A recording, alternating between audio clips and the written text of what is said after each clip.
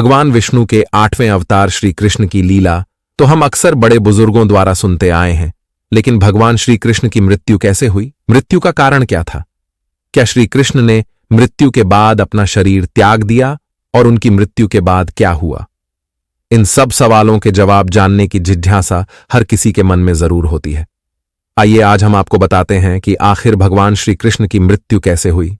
भगवान श्री कृष्ण का जन्म 312 ईसा पूर्व में मथुरा में हुआ था।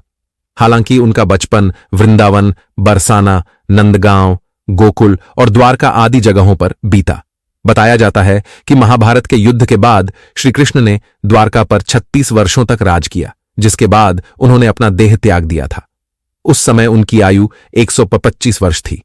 दरअसल उनकी मृत्यु के पीछे की वजह 2 श्राप हैं। आइए इनके बारे में जानते हैं। बताया जाता है कि महाभारत के युद्ध के बाद जब दुर्योधन और उसके सभी भाइयों का अंत हो गया तो उनकी माता गांधारी को अत्यधिक क्रोध आया। अपने बेटे के शव पर शोक व्यक्त करते हुए रणभूमि पर गांधारी ने श्री कृष्ण को 36 वर्षों के बाद मृत्यु का श्राप दे दिया।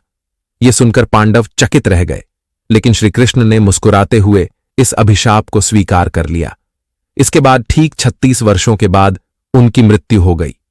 उनकी मृत्यु एक शिकारी के हाथों हुई। भागवत पुराण में बताया गया है कि एक बार श्री कृष्ण के पुत्र सांब ने शरारत करने की सोची। सांब अपने मित्रों के साथ एक स्त्री का वेश धारण कर आर्षि मुनियों से मिलने गए। स्त्री के वेश में सांब ने ऋषियों से कहा कि वह गर्भवती हैं।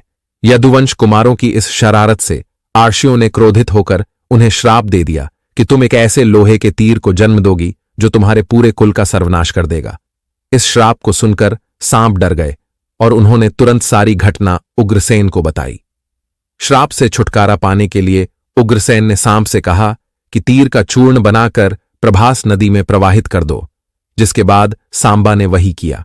इसके बाद उग्रसेन ने राज्य में यह आदेश पारित कर दिया कि यादव राज्य में कोई भी किसी प्रकार की नशीली सामग्री का इस्तेमाल, उत्पादन या वितरण नहीं करेगा। इस घटना के बाद द्वारका में कई अशुभ संकेत देखने को मिले, जिसमें सुदर्शन चक्र, बलराम के हल और श्री कृष्ण के शंख रथ का अदृश्य हो जाना शामिल था। धीरे धीरे यहां अपराधों और पापों में भी बढ़ोतरी होने लगी और एक दिन सभी नगरवासी मदिरा के नशे में चूर हो गए और आपस में ही लड़ने मरने लगे। इस तरह सभी आपस में लड़कर मार गए। भागवत पुराण में बताया गया है कि एक दिन श्री कृष्ण पीपल के पेड़ के नीचे विश्राम कर रहे थे।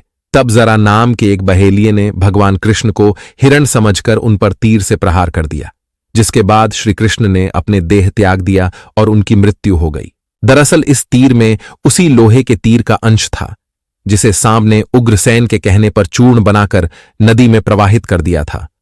इस प्रकार आराशी के श्राप के अनुसार ही समस्त यदुवंशियों का नाश हो गया। गांधारी के श्राप के अनुसार श्री कृष्ण की मृत्यु हो गई। दोस्तों, आज की वीडियो सुनने लिए आपका बहुत बहुत धन्यवाद। ये वीडियो आपको कैसी लगी हमें कमेंट करके जरूर बताएं और इसमें बताए हुए आपको पसंद आए हो तो इन्हें सोशल मीडिया पर जरूर शेयर करना। धन्यवाद।